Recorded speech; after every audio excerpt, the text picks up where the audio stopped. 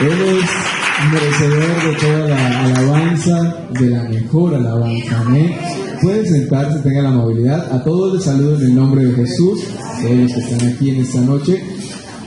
Y bueno, es una bendición y también es una responsabilidad. Cada vez que estamos de esta parte, lo asumimos como una responsabilidad, porque lo que salga de aquí para allá pues va a ayudar a alguien o va a perjudicar a alguien. Entonces tiene que ser realmente lo que Dios ponga en nuestro corazón y en nuestra mente. Cada vez que yo me encuentro con la palabra de Dios, lo primero que comienza a pasarme es una serie de preguntas, y esas preguntas son las que nos llevan a ciertas reflexiones que son importantes y que tratamos de compartir cuando estamos de este lado. Y hace algún tiempo, ya hace como años, 2, me encontré con este pasaje que vamos a leer en Daniel. Yo les voy a leer en Daniel 6, que es lo que me genera la curiosidad de la expresión que se usa en ese verso.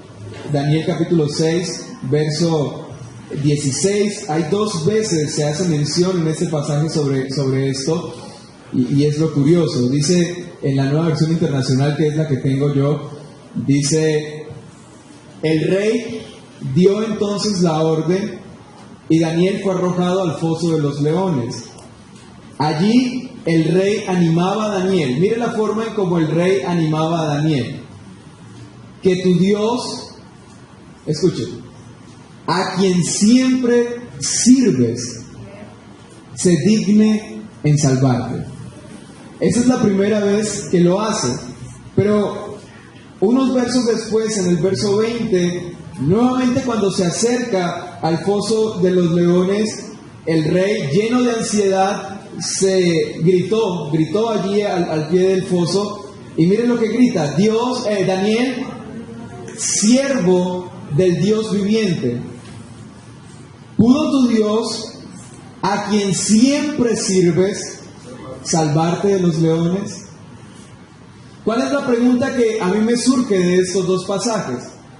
Bueno, la vez pasada estuvimos hablando, para los que no estuvieron, vamos a ir hasta ¿qué horas vamos? Tengo ahorita hasta las 8, pastor. Ok, media hora, vamos a ir 30 minutos, ¿listo? Si me paso 5, me perdonan.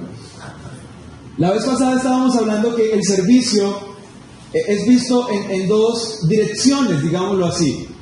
Está lo que Dios determina en el servicio del templo, del tabernáculo, que se lo demanda a un grupo de personas específicas, que es a los sacerdotes. Ellos son los que se encargan del servicio del templo, de los sacrificios, de las ofrendas, del lugar santísimo, el sumo sacerdote. Y la pregunta que surgió ese martes fue: ¿y qué hacen los demás?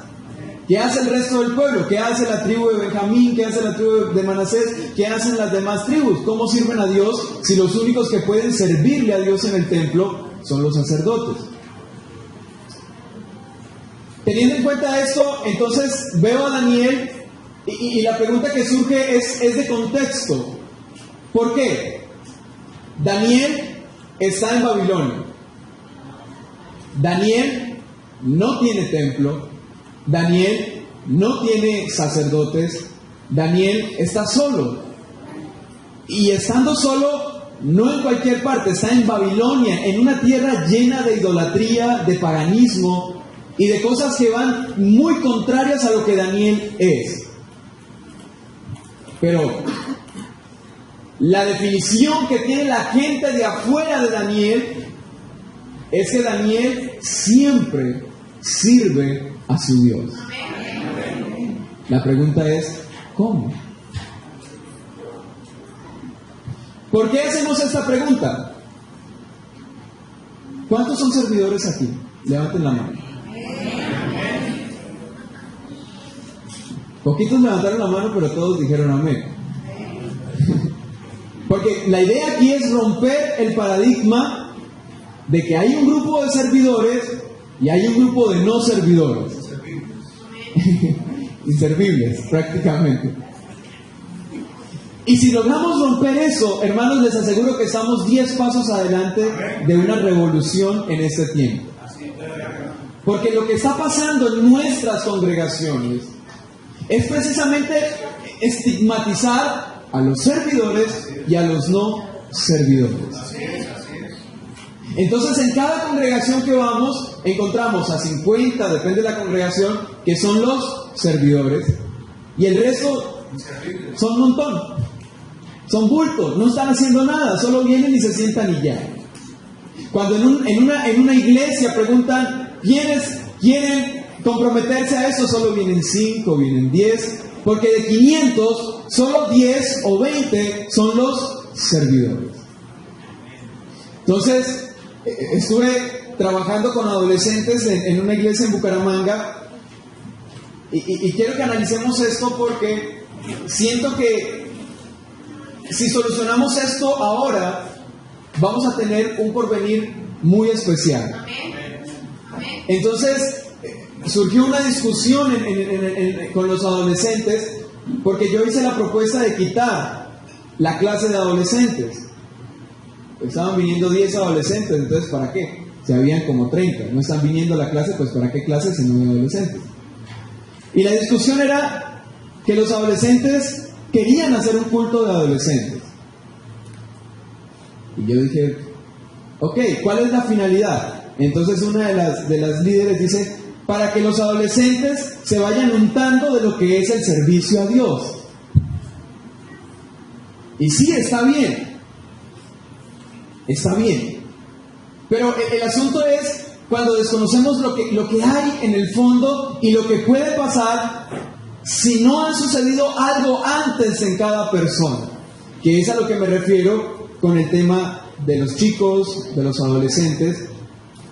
Y es que me encontré algo en las Escrituras que estaba viendo ahora, que está en Segunda de Crónicas y que me llamó mucho la atención.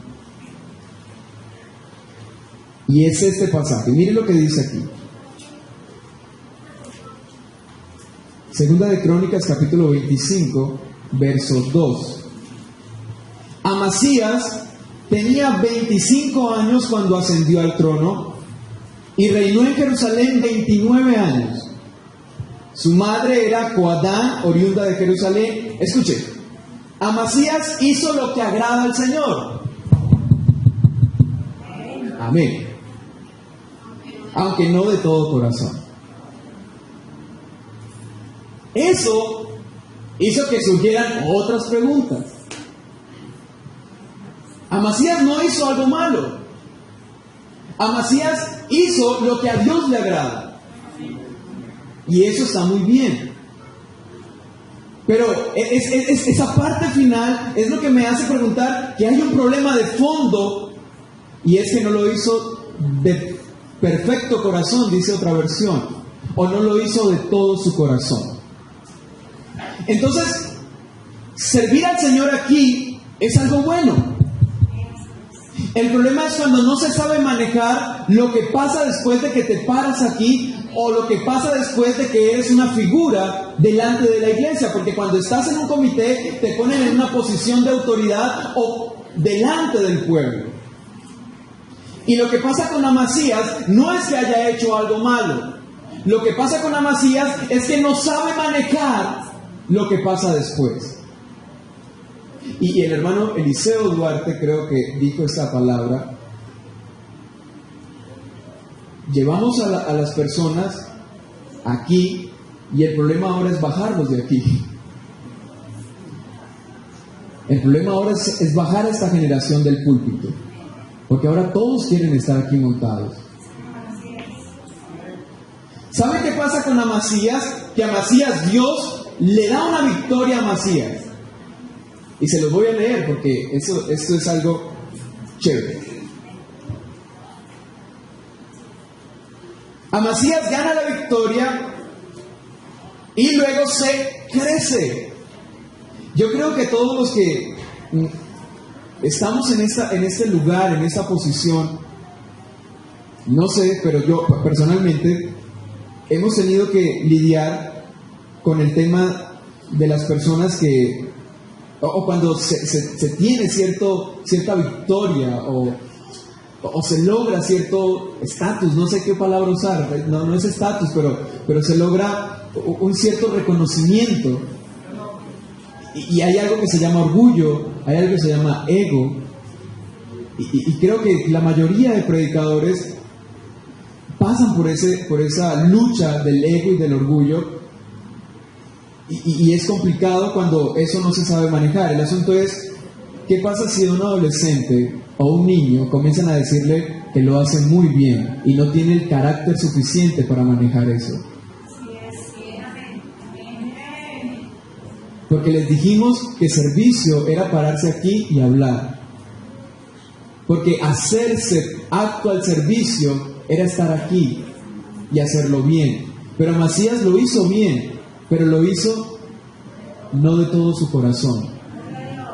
O sea que hay algo en la intención de las personas. ¿Por qué te quieres parar aquí? ¿Y para qué te quieres parar aquí? ¿Por qué quieres estar en un comité? ¿Y para qué quieres estar en un comité? Ahora, no quiere decir que no vamos a estar en comités, porque obviamente es parte de nuestra administración, es parte de nuestra estructura administrativa. Pero mire lo que dice la Escritura.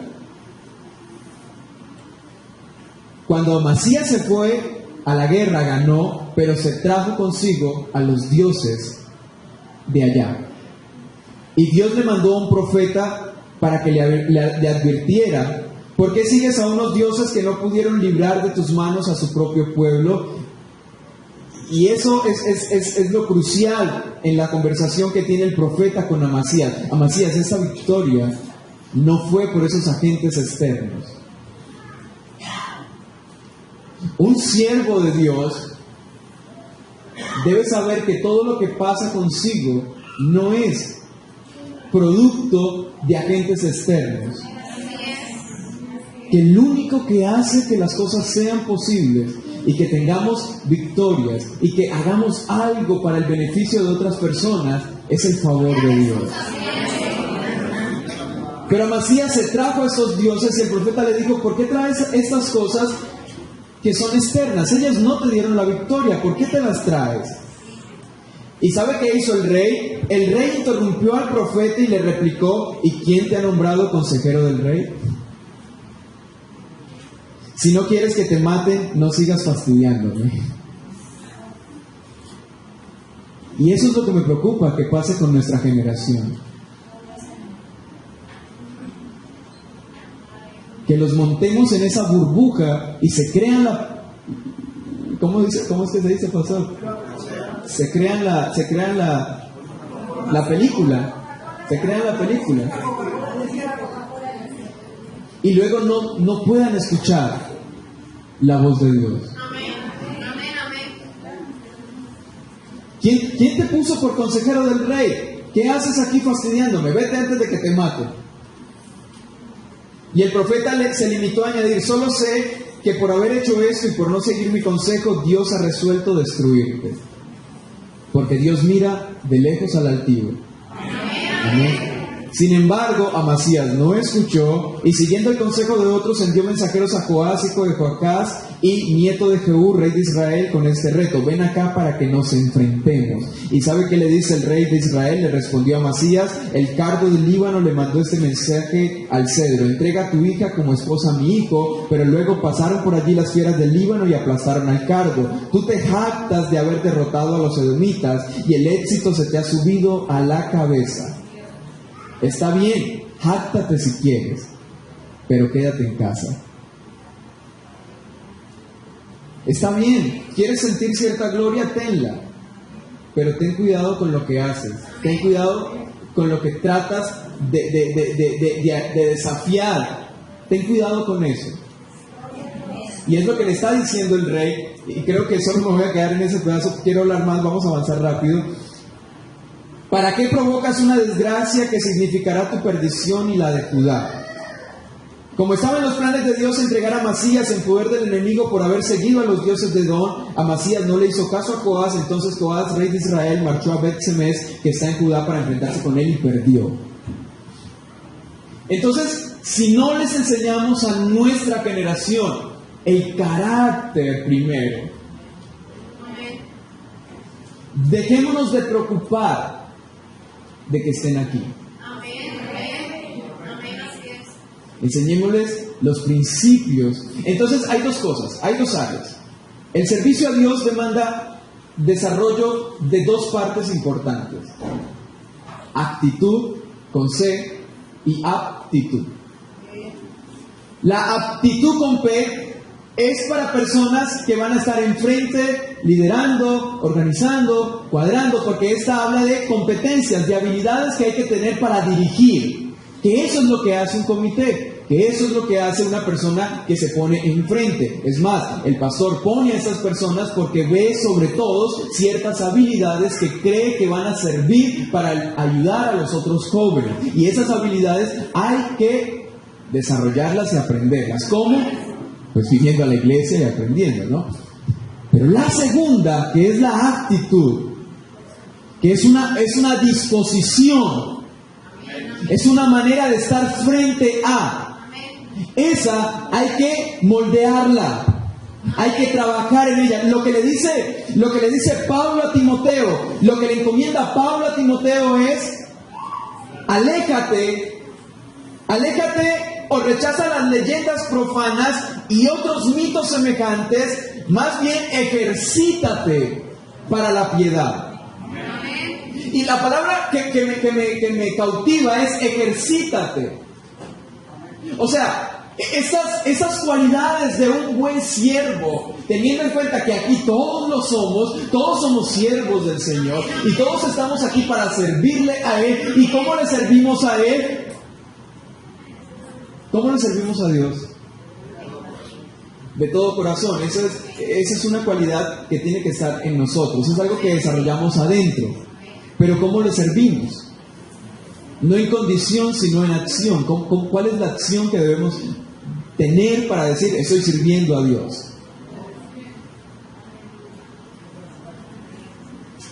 Es simple, es muy simple. Quizás en algún taller o en algún seminario nos enfocaremos en las aptitudes con P. Pero pienso yo que si no desarrollamos primero la actitud, de nada sirve tener cualidades, saber de liderazgo, saber de administración, saber de Biblia, saber predicar, saber cómo se organizan grupos, cómo se gestiona un proyecto. De nada sirve eso si no se fundamenta eso, porque cuando esos proyectos salgan bien, porque cuando esos proyectos tengan éxito, y si la persona que está ahí enfrente no sabe manejar eso, le va a pasar lo de Amasías. Y usted y yo sabemos que si nos ponemos a contar historias de qué ha pasado y cómo ha pasado, tenemos muchas. Y usted ha conocido líderes que se les ha subido el liderazgo a la cabeza y se han vuelto intocables. Entonces, creo que Salomón no se equivoca cuando dice todo tiene su tiempo. Mira, no estoy en contra, o sea, sí estoy en contra, pero no quiero que se lo tome a mal, porque realmente siento que no es algo que nos está produciendo algo efectivo. Que los niños no están para hacer cultos, para dirigir cultos, para predicar en un culto. Los niños están para ser formados primero. Y la formación no es pararse enfrente aquí. La formación tiene que ver con el desarrollo de su carácter. Porque si no hay un carácter desarrollado en los niños, no van a saber manejar lo que está pasando acá. Si un adolescente, aún a duras penas, si un adulto a duras penas puede manejar esas cosas, ¿cómo lo va a manejar un niño? ¿Cómo lo va a manejar un adolescente? Y resulta que sí es bueno, resulta que sí, que tiene un talento. Y resulta que todos lo alabamos. ¿Cómo eso se va a manejar? ¿Cómo lo va a manejar él? ¿Está en la capacidad de manejar que se le alabe?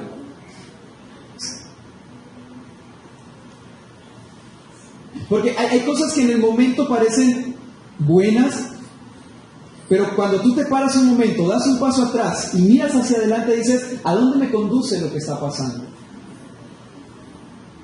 Y lo que dice el hermano Eliseo, lo que decía, es que ahora es muy complicado desprender ese concepto. Y el problema, ¿sabe cuál es? Es que todos los días lo estamos martillando. Y lo seguimos acuñando y acuñando. Cuando servicio a Dios está X distante de este oficio. ¿Sabe? Jesús dijo: a Moisés y a los profetas los tienes todos los sábados diciendo lo mismo y haciendo lo mismo. Pero lo que yo tengo para ustedes es algo que los va a hacer pensar diferente y cambiar la posición que tienen sobre Dios, sobre el amor, sobre la compasión, sobre el perdón. Y lo que Jesús hace es confrontar eso. Y lo que estamos haciendo hoy a través de la palabra es confrontar eso que hemos tenido por verdad y por cierto, y decir qué tan cierto es. Ahora sabemos que todos hemos sido salvados para una sola cosa, y es servir a Dios. Ahora sabemos que servir a Dios no es ocuparnos de esto, sino que servir a Dios es ocuparnos de hacer. ¿Y qué hacemos? Pues hacer muchas cosas en función de los otros. Amén. Miren lo que dice la Escritura. Bueno, esta es una definición que encontré por ahí. Un servicio representa un conjunto de acciones las cuales son realizadas para servir a alguien. Nosotros servimos a Dios, pero ¿cómo servimos al Dios invisible? Lo hacemos haciéndolo por su creación. ¿Hay otra manera de hacer un servicio a Dios? ¿Cuál es? ¿Cantar? ¿Sentarnos a escuchar la palabra? No. El servicio que hacemos para Dios, miren lo que dice, la Escritura dice: todo lo que hagas por uno de estos pequeños es como si lo hicieras por mí. Entonces, todo lo que podamos hacer, mire que cuando Dios define a Israel, dice: ustedes me serán por sacerdotes ante las naciones. ¿Sabe qué quiere decir eso? Quiere decir que Israel está consolidado para ser un pueblo en función del mundo, en función de la humanidad. Ahora nosotros, que somos iglesia, hemos sido incluidos a esa responsabilidad. Por eso somos la luz del mundo. Y nuestra función en el mundo es alumbrar al mundo. ¿Cómo? Sirviendo al mundo. Pero servir al mundo no es convertirnos en sirvientes del mundo. Servir al mundo es llevar la luz al mundo. Pero llevar la luz al mundo no solamente es sentarse y darle una cátedra teológica a las personas. Servir al mundo es llenar el mundo de buenas obras. Porque si de alguien deben salir buenas obras, debe ser de alguien que ha conocido a Jesús. Si alguien debe marcar al mundo con su forma de vivir, deben ser las personas que conocen a Jesús. Y eso es lo que dice la palabra del Señor, hermanos. Miren lo que dice aquí. Dice Efesios en el capítulo 2, en el verso número 8: porque por gracia ustedes han sido salvados mediante la fe. Esto no procede de ustedes, sino que es el regalo de Dios, no por obras, para que nadie se jacte. Y es que aquí viene el asunto del desarrollo de la madurez de los servidores. Y aquí es donde viene el asunto de la rectitud del corazón. Amasías hizo lo que a Dios le agradaba, pero no lo hizo de todo su corazón. No está mal cantar, no está mal predicar, no está mal estar en un comité, no está mal querer estar en un comité. El problema es cuando están las cosas mal en el corazón, cuando la intención del corazón está en otro lado. No está mal ayudar a una persona necesitada, pero si ayudas a una persona necesitada esperando que se te alabe por eso, ahí hay un problema.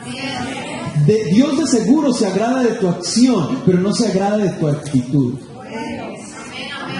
Dios de seguro te recompensará por lo que has hecho, Pero una cosa es lo que haces y otra cosa es quién eres cuando lo estás haciendo. ¿Qué es lo que están buscando los servidores cuando quieren servir? Si están en la actitud correcta, será que Jesús sea glorificado. Pero si están en la actitud incorrecta, es entonces que se diga, es un buen servidor. Mire este hombre cómo ayuda, mire este hombre lo que hace. Y buscan los honores, que era lo que estaba pasando con los fariseos y estas personas en el comienzo. Buscaban los primeros puestos, buscaban los honores, buscaban esto y decían, yo di tanto. Y Jesús dice, no, lo que haga tu mano derecha, que no lo sepa tu mano izquierda. Que si vas a orar, no lo hagas como los hipócritas y los fariseos, que salen a la calle diciendo, yo sí oro, y yo sí tengo relación con Dios, y yo no sé qué. No. Tu relación con Dios es algo muy, muy íntimo. Que le aseguro que una persona que tiene relación con Dios se le nota a leguas. Por cómo habla, por cómo piensa, por cómo reacciona y por cómo actúa. Así que no tiene necesidad de que lo vean orando, no tiene necesidad de que diga, es que es 1 hora, son 2 horas, son 3. No hay necesidad de eso, porque de seguro tus acciones te van a delatar. Y miren lo que dice acá.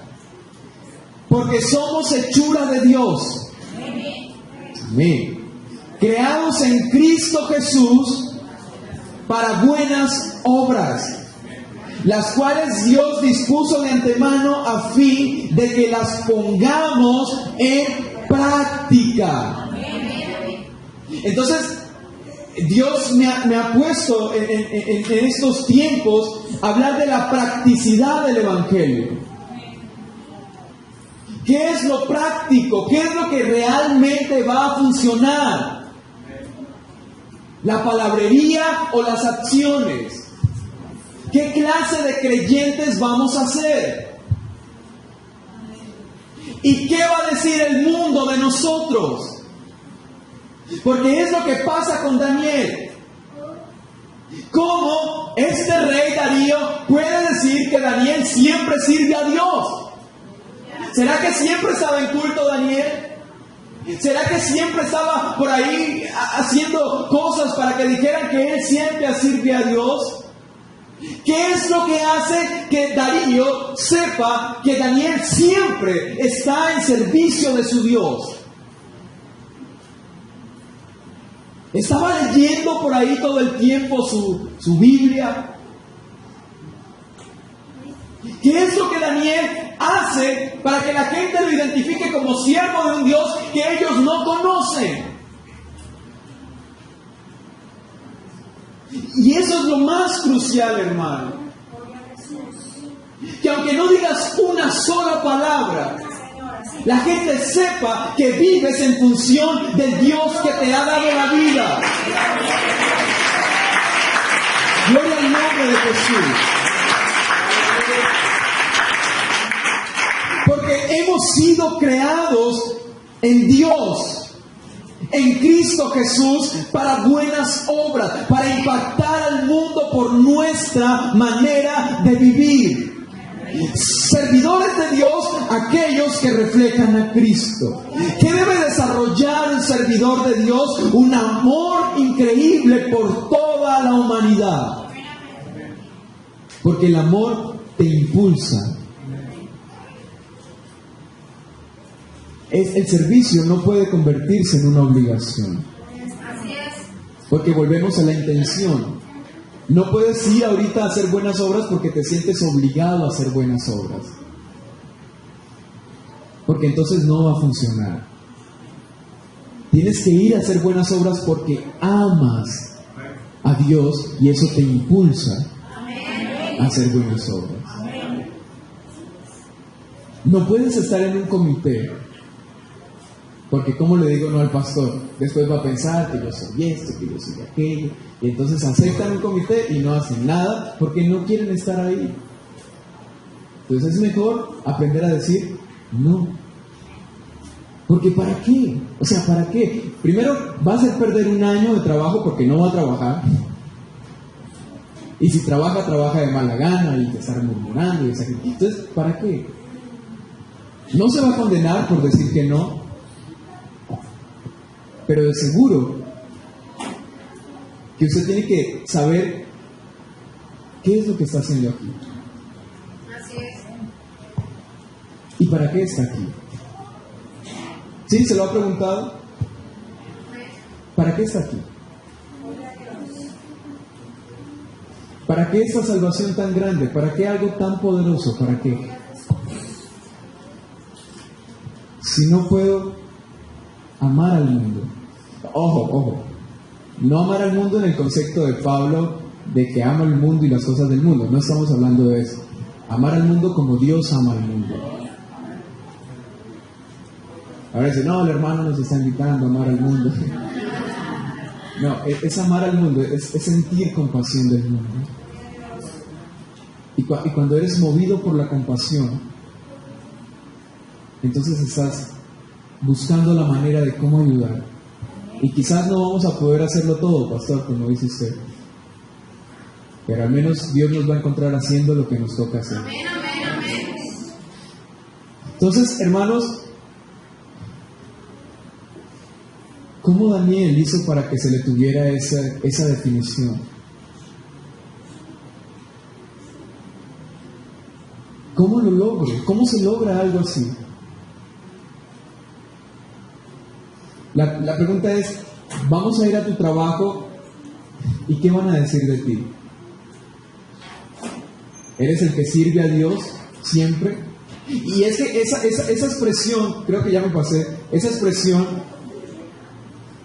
rompe ese paradigma, hermano. Servir a Dios es algo que sale de esa puerta, sale de estas paredes, sale de aquí. Daniel está en Babilonia, no tiene a su pueblo, no tiene su liturgia, no tiene sus horarios, no, está fuera de contexto, pero ahí siempre sirvió a Dios. Así que puedes irte a la China, puedes irte a Japón, puedes irte al último rincón del mundo, pero puedes servir a Dios.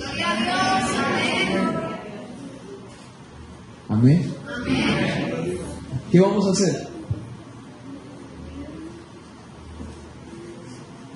Mire, cuando trabajamos secularmente con las personas, antes de empezar una charla, lo que les preguntamos a las personas es, de 1 a 10, ¿qué tan comprometidos van a estar de poner en práctica lo que van a escuchar hoy? Porque uno de los secretos más importantes para que las cosas sean efectivas es el compromiso que adquirimos sobre lo que aprendemos. Entonces, esa pregunta queda al final hoy. ¿A qué te comprometes contigo mismo y con Dios sobre lo que estamos hablando aquí? Amén. Vamos a incentivar a nuestros jóvenes a amar a Jesús. Amén. Que todo lo demás es añadidura. Amén. Que cuando amas a Jesús, entonces tienes un espíritu de servicio. Gloria a Dios. Amén. Que cuando amas a Jesús, entonces hay en ti la misma actitud que hubo en Cristo Jesús. Amén. En que no escatimó el ser igual a Dios como cosa que aferrarse, ni le importó estar en la condición de Dios, sino que se despojó a sí mismo y se humilló hasta lo sumo y fue a la muerte, y no cualquier muerte, sino a la muerte de cruz. El que dijo, yo estoy aquí para limpiarle las sandalias a ustedes. El que se dio a sí mismo para otros. Entonces, nuestro ejemplo más grande de servicio es Cristo, que siempre estuvo en función de aquellos que le necesitaban. El que tuvo hambre recibió alimento. El que vino angustiado recibió la palabra que necesitaba. El que estaba cansado recibió descanso. Todo el que vino a Jesús se encontró con alguien dispuesto a ayudar. Amén. Así es. Amén. Amén. Y eso es lo que va a reflejar una iglesia que sirve. Amén. Que sirve a Cristo. Amén. Gloria al nombre de Jesús. hemos sido creados para buenas obras, las cuales Dios dispuso. Escuche, Dios dispuso, o sea, esto está antes de.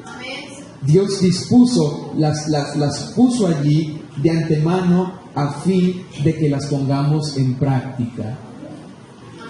Por eso le dice a Mateo,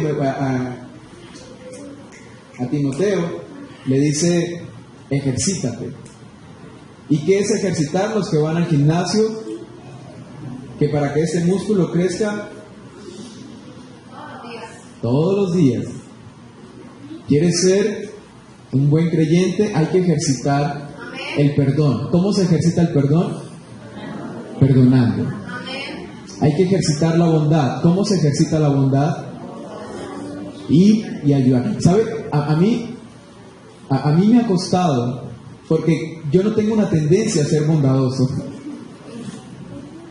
No tengo una tendencia a ser dadivoso con las personas. Y esa es mi verdad. Pero Dios ha estado trabajando con mi vida y conmigo. Y el asunto es que soy consciente cada vez que está enfrente de mí una situación donde hay que ayudar a alguien. Y primero hay un conflicto de decir, ayúdalo o no lo ayudes, ayúdalo o no lo ayudes. Y ahí tengo que decidir qué es lo que voy a hacer con ese conflicto. ¿Lo ayudo o no lo ayudo? Y quizás, y a veces lo hago, a veces no, pero sé que no se ha terminado esto. Mientras siga respirando puedo seguir practicando. Usted no se vuelve musculoso en 2 días de gimnasio. Hay gente que dura años. Y cuando llega a su punto de musculatura, no es que ya lo logré y se echó a dormir, no, tiene que seguir en su rutina siempre. Amén. O sea que esto que nos está pidiendo Jesús es algo que nos vamos a tener que ocupar de ello para toda la vida. Termino con esto. Le preguntaron a un hombre millonario por qué desde joven se ocupaba del golf. ¿Por qué no se ocupaba de deportes de más movimiento, de fútbol, béisbol, fútbol americano? Y él dijo, y le dijeron, ¿y cuando seas viejo te dedicas al golf? Y él dijo, pues si me voy a dedicar al golf cuando sea viejo, pues empiezo a practicar desde ya. Y cuando sea viejo, pues seré un experto en el golf. En otras palabras, si esto es lo que nos toca hacer por el resto de nuestra vida, pues ¿por qué no empezamos a ponerlo en práctica ya? Amén. Póngase de pie, por favor.